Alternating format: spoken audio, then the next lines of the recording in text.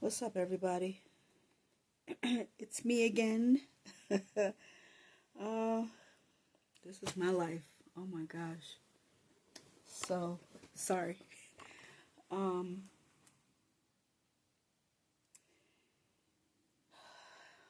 you ever have something that you watch hit home so hard that you almost feel like someone is taking it from your actual life?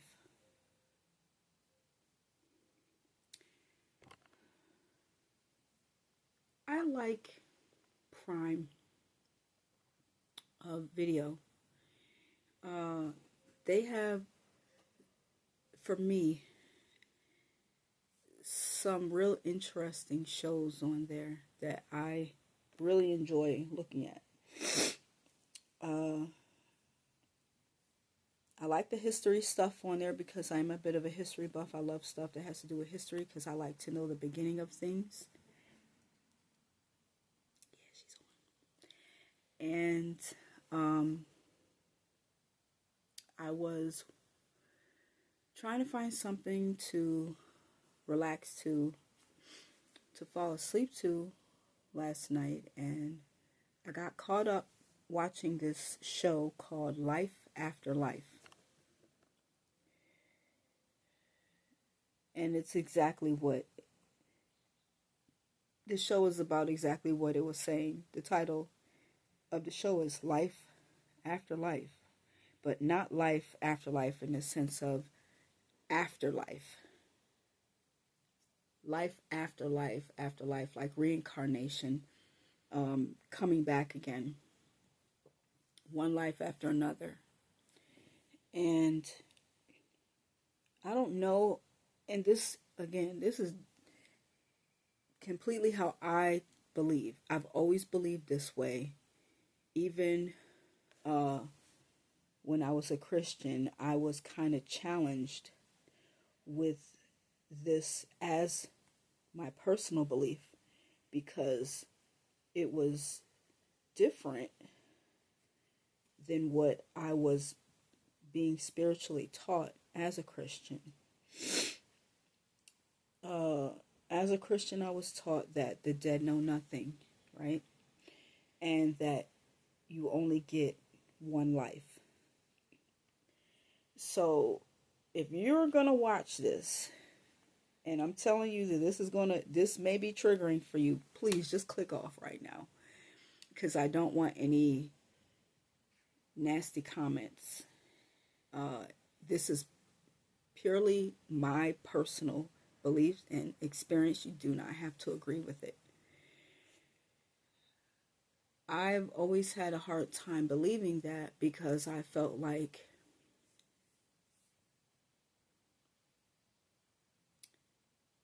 one, as a black person, before becoming indoctrinated with Christianity the way that it has been introduced to black people through the time period of slavery coming here. And I won't even say coming here, but mostly for those that have come here, because I believe that there were other indigenous black people that were here, or people of color that were here that had their own way of believing that was changed if they got into Christianity.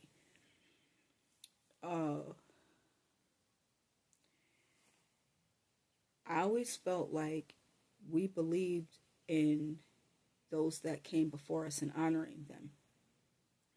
I looked at every other culture, and I'm talking about, this is stuff that I've looked at from the time that I was 14, 15 years old. I always thought that it was ironic how it seemed like every other culture believed in honoring their loved ones that passed, and they would do things in honor of them every so often, especially when it came to uh, their time of the Day of the Dead or Halloween, whatever. Um, I know that it's been looked at as being something spiritually evil, but again, looking back at, it's like, to me, I just had to use some kind of logic with it. Uh,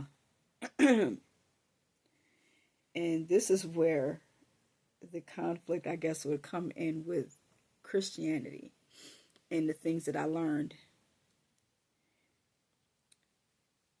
Other cultures always honor their ancestors, but those that were in the Christian faith did not, because they're taught that they, you know, the dead know nothing, and that any communication with them was, if it came through like a medium source, that that individual was being used of the devil, so that it was evil, and that the person that they were contacting was a familiar spirit or some other spirit. It wasn't actually the spirit of the person that passed, which I found hard to believe. Also, um, I looked into Halloween, and I was just like, I didn't see anything really wrong with it as far as what the way that I viewed it. If you're going to be honoring those that have passed, let me get my thoughts straight. So,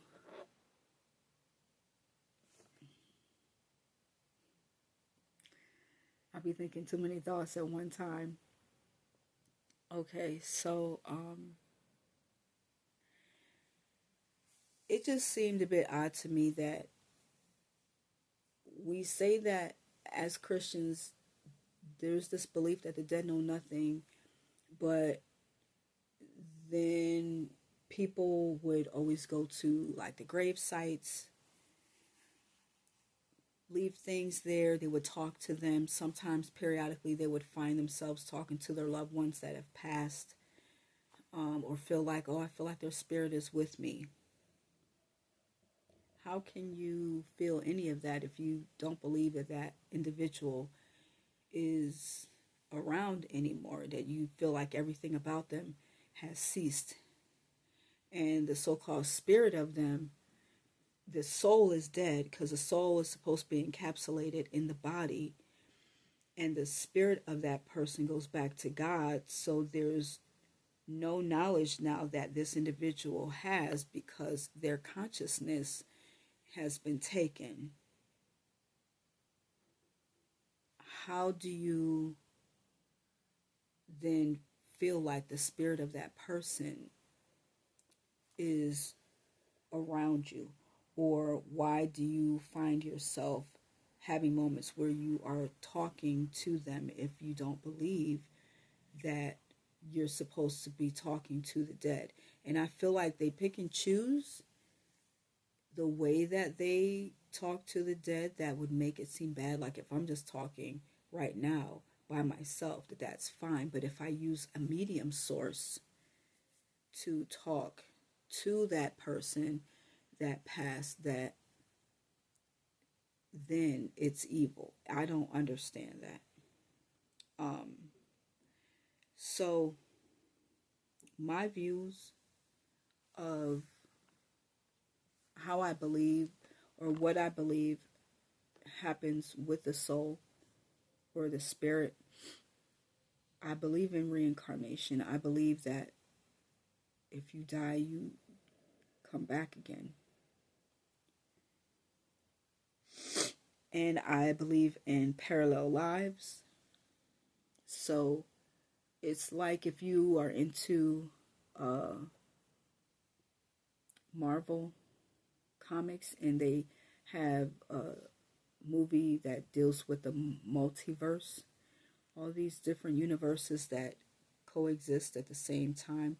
And it's like one decision that you make sets off another action another way and another way and another way. So there's all these different, from any decision that you make, there's always a counter decision that can be made in a different outcome of that decision.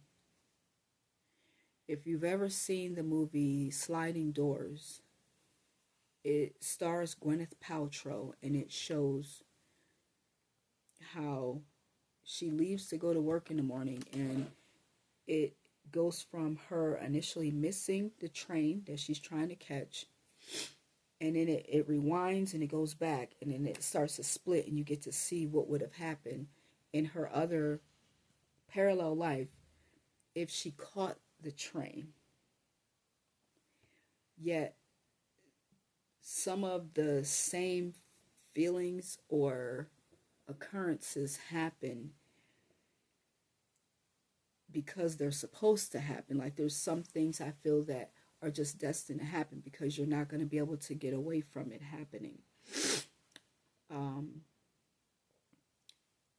How, and that goes for, you know, places that you would go, people that you would meet, things like that.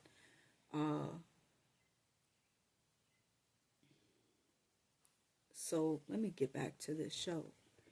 The show is called Life After Life, and it's only a 4-episode series or season. Okay, it's so good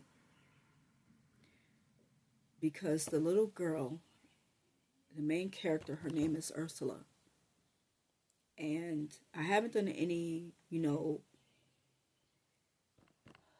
backstory stuff on it or research on it as far as her name and stuff like that, because I usually like to get into like, how does her name fit into what happens to her in her life and the etymology of her name and so forth. I like doing, you know, that kind of digging when it comes to stuff to kind of explain why they use that name for her, and even like her brother or sister, her aunt, all that. But in the story, when it first starts off, she initially does not make it. She dies as a baby during birth because the cord is around her neck. So, and the doctor, because of the time period that it's set, they have doctors still that make house calls.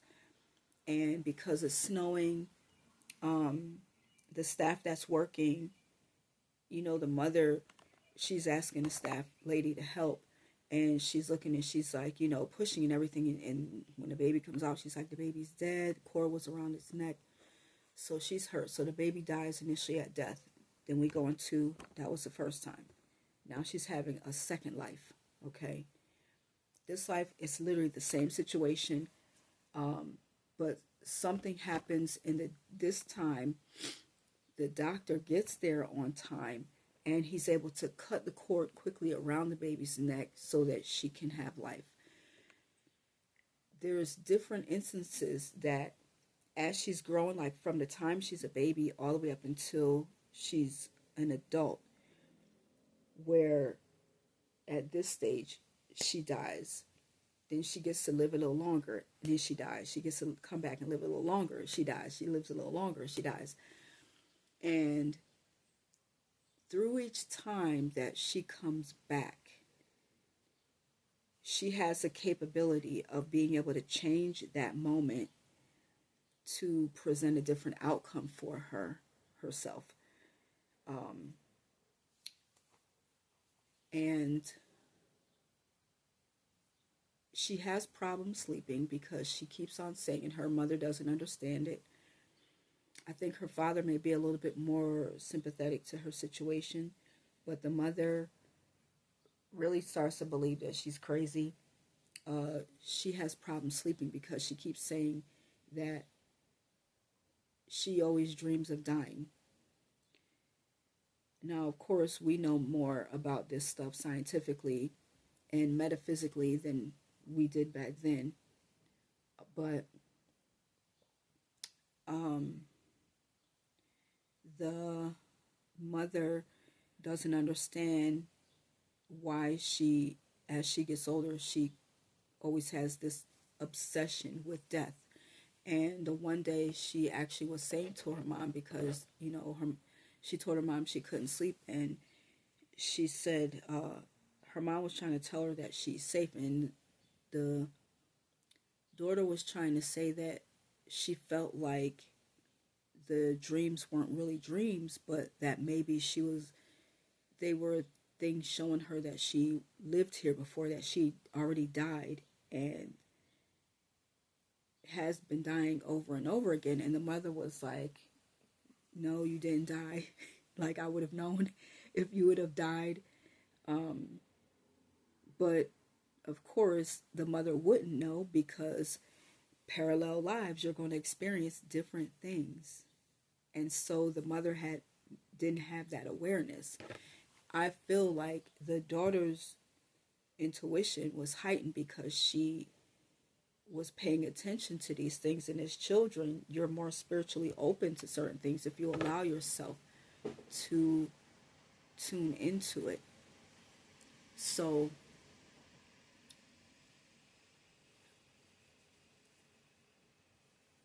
they take her to a psychologist, therapist, and he kind of tries to help her a bit with the things that are going on, what she's thinking and how she's feeling and so forth. And she keeps on saying that she always has these moments of deja vu. I don't know about y'all, but I have experiences of deja vu like a motherfucker. Even this new job that I'm on, I swear on God, there's at least 2 females there that I know I met before and I worked with somehow, somewhere. And I'm not crazy. I am always having moments of deja vu. The thing that I liked with this show is that when she came in contact with that experience that she had in the past life that she didn't like, she would feel her intuition kick in, and she did stuff to change it. Like the one instance that happened, there was this boy that was coming to visit the house, I believe, with her brother and her older brother. And when she was, taking a walk, she saw him, and he was, they were like, they live in like a nice place. I believe where they lived at may have been like London. And so he was trying to find the ball of her younger brother that got lost, and she comes across him, and he just comes over to her, and you could see he's looking at her. He's like, well, how old are you? She's like, I'm 16. I guess my birthday actually today. And he just comes up to her and is like, gives her a kiss, and he's like trying to do a open mouth kiss with her, and she's like, because she doesn't know how to take it. And part of her felt like, I don't know how to view this. And then he left, and the other part of her was like, her intuition was telling her that it was wrong, that something was not right, and not to really trust him. And instead of her going with her intuition, which is what a lot of us do, we rationalize it away. And she was like, well, I guess I could consider myself to be kind of lucky that a guy kissed me on my birthday and out of nowhere, and so you try to rationalize all these things that really are not right, that you have a problem with. You try to justify it. And she did that. Later, because the boy is a house guest and she's, now about to go upstairs, and it's a, I guess, pretty decent sized house. He sees her, catches her on the steps. He's coming downstairs. She's going upstairs. And right there on the steps, he rapes her. And back then, they didn't have the kind of underwear that we have nowadays. They had the bloomers, the big underwear that you literally, you could completely pull them to the side, and she had a dress on. And the way that it happened, he clearly raped her. He had his hand over her mouth, and he first started off by kissing her, and she was kind of like, trying to push him away because he was getting like really aggressive. She ends up becoming pregnant. Long story short, when she goes into her next life and she's outside in that same situation with that boy, when she comes up on him and he's looking for her brother's ball, and he comes right up to her and he does the same thing. He just, goes to try to kiss her, and she's like, and then she pushes him off and punches him in the face. He's like, "What'd you do that for?" And he's like, "Oh, you England women, or London women," whatever, how he said it. And she was just like, and then somebody called for him, and she was like, "He's coming." And she was so happy because it was like, I don't know if she really knew, but she just was able to change history for herself because she listened to her intuition. I always say, and I do a lot of this kind of conversation on my Divination with D channel. And if you want to watch it, it's Divination with D, but it's spelled D-E-E.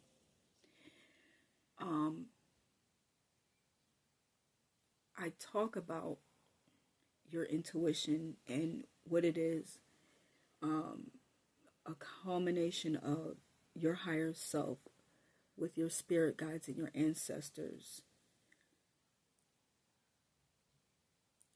helping you to navigate life and warning you. But a lot of times we don't listen to it, and what happens is we rationalize it away. We don't do that thing, and because of it we tend to suffer, because it's like if you're driving and something tells you make a right here instead of going straight, and say going straight is your normal way of going, but you're like, nah, and it happens so fast and the voice is so faint that you brush it away, and you're like, no, you literally in that split second you're like, no, I don't normally go that way, this is the way I go, and so I'm going this way.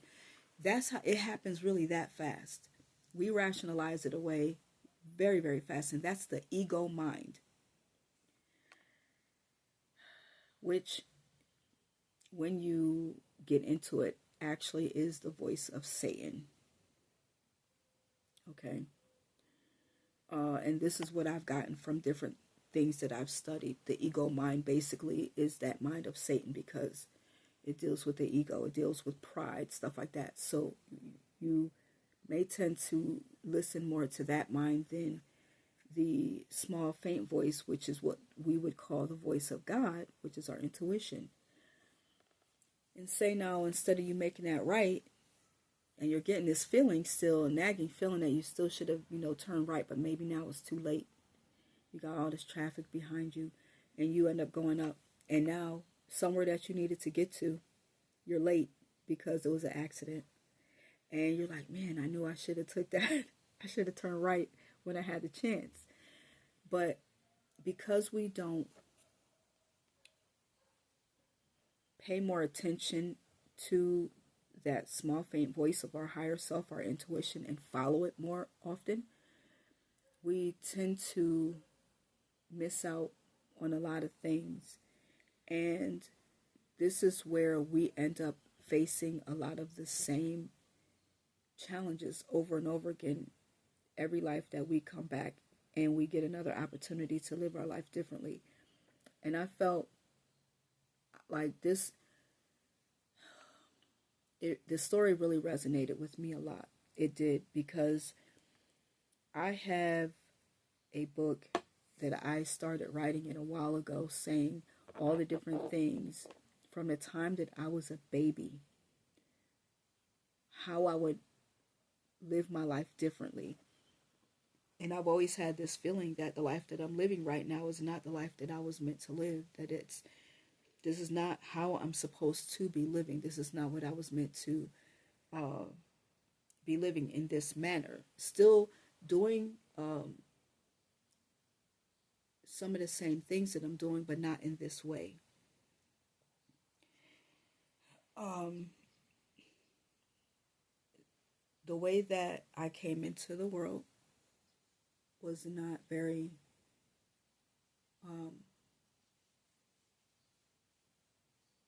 I would have preferred to have come into the world a different way. I think that the way you come into the world says a lot about the things that you may encounter or face. Because for Ursula, she always had this impending feeling of doom. And that was because the first time that she was brought into the world, she didn't really get a chance to enter the world because she died upon birth. And it was a struggle for her from the beginning. So the very first, I guess, feelings that she got is that living in the world is hard, is challenging. So if you think about how you came into the world and all the experiences that you had at a young age, from as far back as you can think, um,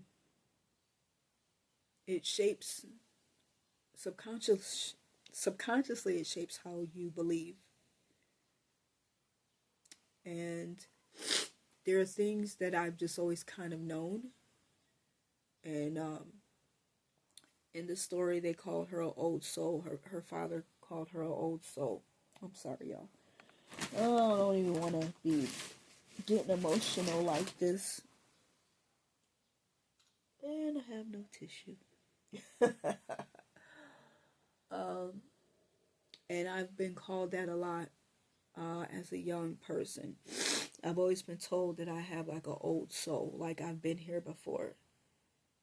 And I've always felt like I have. Like, this is not my first go around here. I feel like I've been here many times. And this time, I know that I've been saying, and I don't know if this is something that I've said before in a past life, um, at the point where I am now, that I'm so determined to want to do things differently, to have my life be different the next time.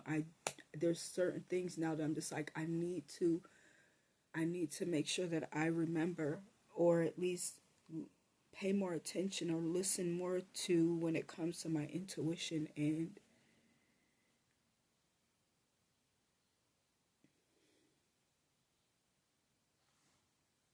there's so many, and I think a lot of people can probably attest to this, but there's so many different things that I could have done with my life, and so many different opportunities that I had, and I don't know why I didn't take them. I know, but I wish that I chose differently. I really wish that I could do it, that if I was doing it again, and I know, okay, I will be. I'm so determined now to do things differently. And in the show, she kept saying that she felt like it was something that she needed to do, that she needed to remember. She couldn't remember, like, because of one of the lives that she had, she veered off so far. And this is one of the things that a point that I want to make also. Because what happened in one of her lives is that she met this guy who helped her on the street, and she had only known him for like 3 months, and married him. She was pretty young. She was, I think, no more than like 18 or 19. She marries him. And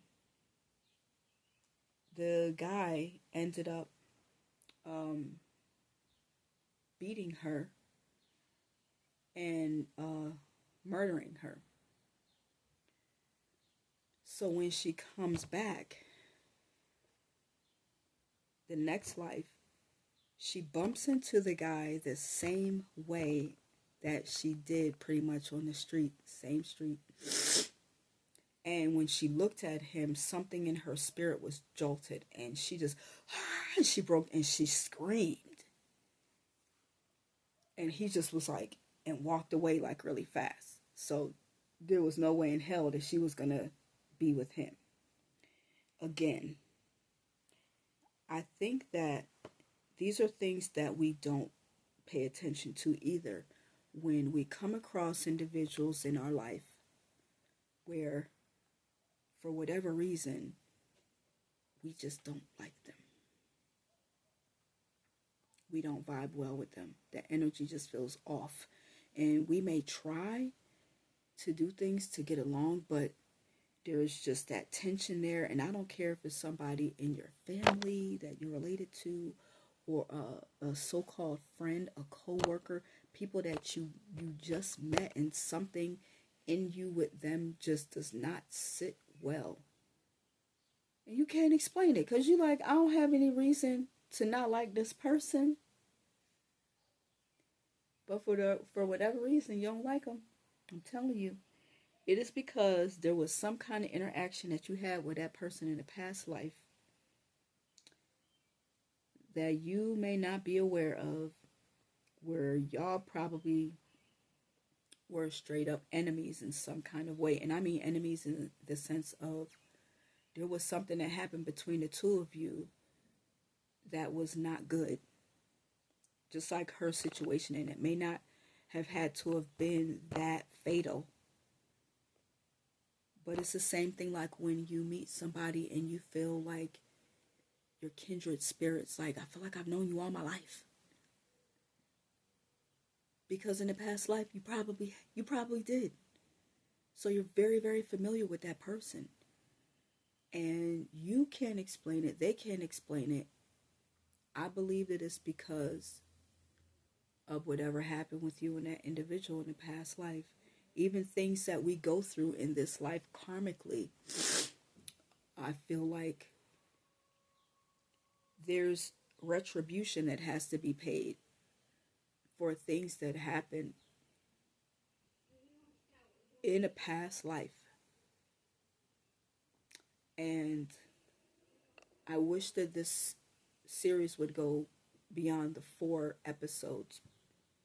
I want to find a way to write them. Like when I tell you this has really touched me and has me thinking on such a just crazy deep level, because it has touched so many avenues of things that I've always thought, and to see it out, I'm like, oh my gosh.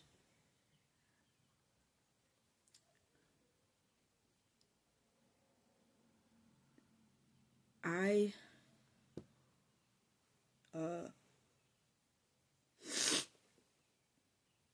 have a situation, or had a situation, where my ex that I was seeing for 6 years, the 7th year, I was like, I was kind of over it, because I was so, I've never been into someone as much as I've been into him. And for the first 3 years, I was so hurt by him because he cheated on me so many times. And what happened was he just found different ways of cheating. He would say that he's not doing it, and it was with the same person. I would love to show y'all what she looked like and what he looked like, and the numerous people that he's dealt with. And because of wherever I was at, still trying to find a sense of self-worth and value for myself, still learning myself, going through my spiritual change, because I met him at a time that I was coming out of Christianity, really trying to find my own voice. I stayed, and I dealt with him, and there was something that was telling me when I first found out, leave this nigga the fuck alone. Because this is not where you're meant to be. And so if you watch any kind of tarot, sometimes you might get something like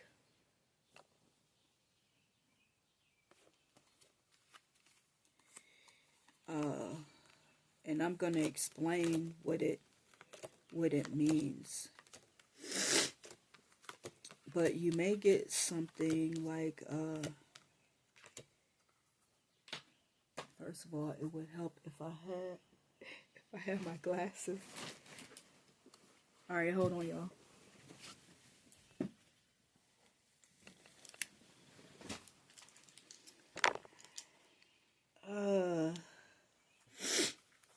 But you may end up getting something like these two cards.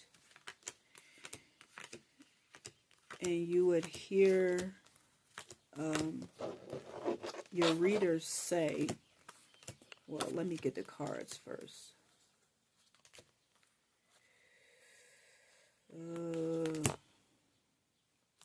Because I just found this, it was crazy that I watched a reading with a guy that I haven't seen in a long time. I started watching him again. And periodically I get these feelings of going back and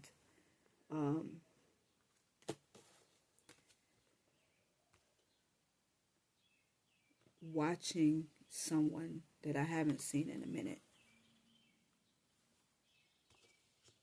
Let me see. Where is it? Where is it? Where is it? There we go. Okay. So you might see the reader pull up something like this. And this is the World card and the Death card. The World card symbolizes that there is something that is coming to an end, and definitely the Death card, that there's a change. And it can also be the same if you get the Wheel of Fortune, but say if you get it like in reverse or something, like I'll tell you like this. If it's like this, you're not trying to let something go. You're not trying to let something go. You're trying to hold on to something. But if it's like this, that means it's something that you should be letting go of. It needs to be let go of, and it should have been let go of a long time ago. And what he has said was that this is something you may have some involvement with somebody that you should have been cut everything off with, because you already completed a cycle with them. So why are you still involved in any kind of way?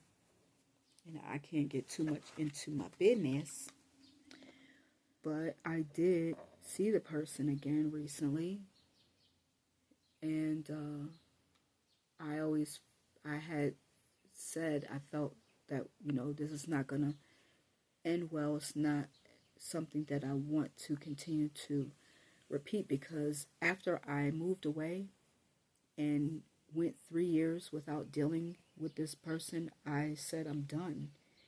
I was completely over him. I still enjoy just talking to him as a friend, but we ended up being together. And when I say it did not end well, it did not. It did not end well. It did not end well. And it kind of went there.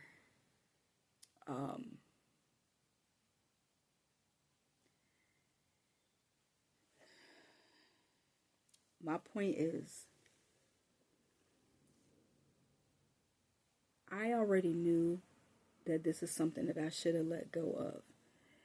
But because of, and I was reflecting on our interaction, I felt like maybe in a past life, the reason why I was so hooked on him during the time that we were seeing each other is because there was some stuff that needed to be worked out, some energy that needed to be dealt with.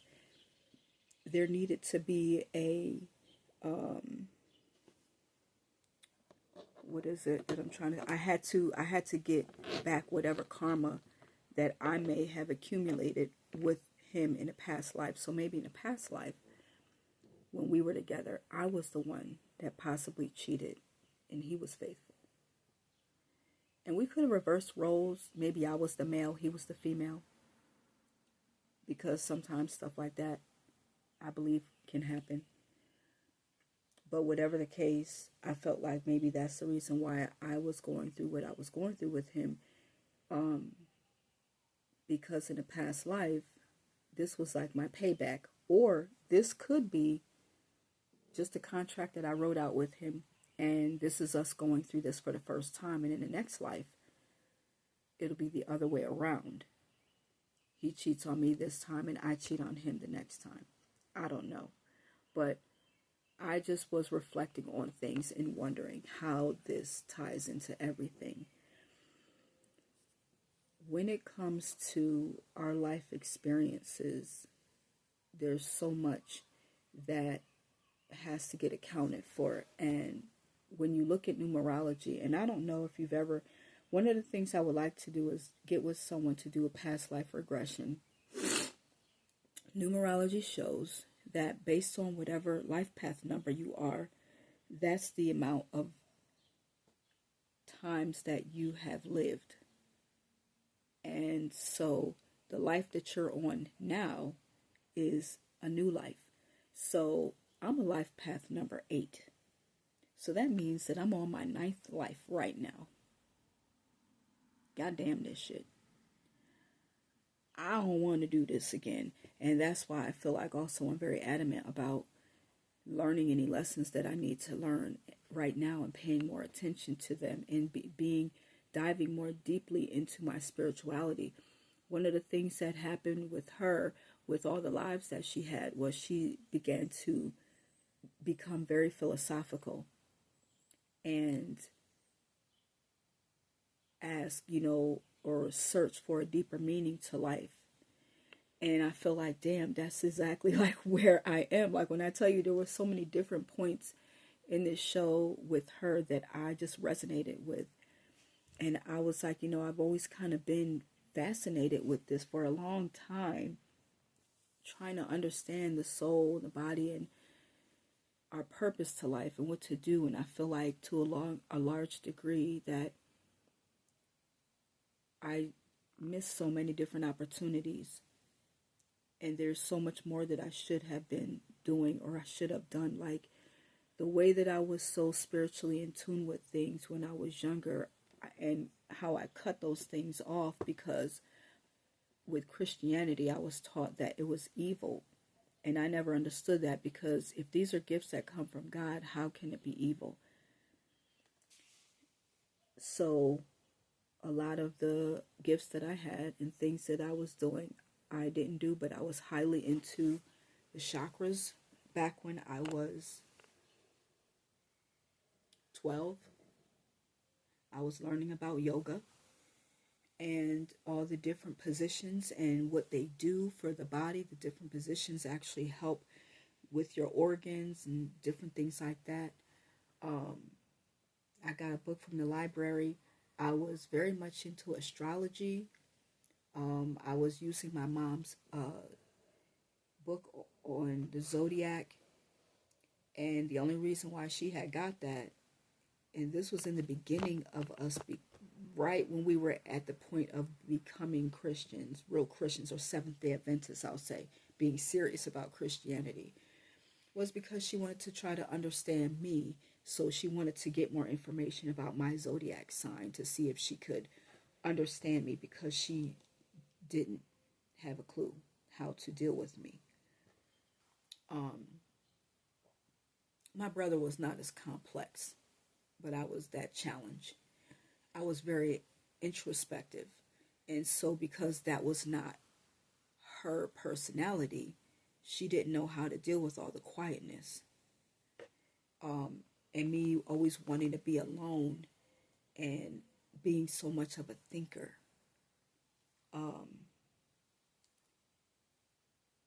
So spiritually, I feel like I lost a lot of gifts that I had. I won't say lost, but they were suppressed. And once I came out of Christianity, those things started to come back. They resurfaced. And I feel like I should have been someone, because was I was seeing spirits. I was hearing them. I feel like I should have been doing something along the lines of the Long Island medium, or the different individuals that have mediumship that actually do that stuff, because of all the things that I was into and my curiosity or fascination with those things. Even when it comes to music, I was very much into like classical music. I played the violin. My mom tried to make me play the piano. I didn't want to play the piano, but I probably would have been really good at it right now from the time that she was making us take lessons, because she seen that I was really good when it came to the violin, but she was like, oh, you also need, like, everybody needs to know how to play the piano. The artistic side of me, I still am pretty poetic. Was always writing poems, always writing music, writing songs. I don't do a lot of that stuff anymore. I try to get back into it, but it's just a time factor now. At one point, I had an opportunity to do some background singing stuff on one of Big Daddy Kane's albums when I lived in the Philadelphia area, through a connection that I had with somebody, and they were like, "Oh yeah, but she sings. Like, you should, you know." And I kind of was too shy, and I turned it down because I was just like, I didn't feel worthy enough to do it. But I was in the singing group. I did like a lot of stuff, and it was at the time where people that were doing what I was doing or enjoyed doing really had a better opportunity of making it. And all the people that I was meeting, that I had met, that did music, it just felt like it was so much easier back then. And I feel like I missed the opportunity to live that part of my life as an artist, and not even an artist, but I wanted to be someone that wrote songs for artists. And I feel like I missed out on that opportunity in my life. If you guys ever get a chance to watch this, it's on Prime Video. It's called Life After Life. It's only 4 episodes. It really may have you thinking about different things. If you've ever had that feeling of knowing the deja vu is because you've experienced a lot of the same situations in a past life. I don't know what else to say, y'all. This thing just really had me thinking, but I'm going to tell you what, and I've always said this, and I say this a lot to my friends, and the next time I come back, my life is going to be greatly different. Greatly different. And if I really do get a chance, or have the chance, or the say, I will not come back. I'd rather be a guide for someone, to help someone, if that's possible. Anyway, I just wanted to share that because I didn't want to go into some of the other aspects of what I wanted to, because I don't want to be crying on here when it comes to talking about things in my life, of how things started off with me from the time of pregnancy and moving on. It's just too much. But just to give you something to reflect on, think about your life. Think about those times when you felt that, heard that voice, and understand what it is and how much different your life can be right now. That's all I got to say. But that show was a damn good show. And I'll probably watch it again tonight as I write, because I was just amazed that I'm just like, wow, I seen this but I was already writing out my life of how different I want it to be if I come back again. And it just almost kind of confirmed things for me in a lot of ways. So that's it. I'm not going to run my mouth anymore. Goddamn. 50 minutes. I was not expecting this video to be this long. If you made it to the end, thank you. Yeah, because the girl can run her mouth, okay? Anyway, I guess the next thing you guys will be hearing is how my job actually is after I finish the training, because I'm just finished the first week of training, and next week will be the second week of training, and I got to get over this damn head cold. So, till the next time, y'all, be well.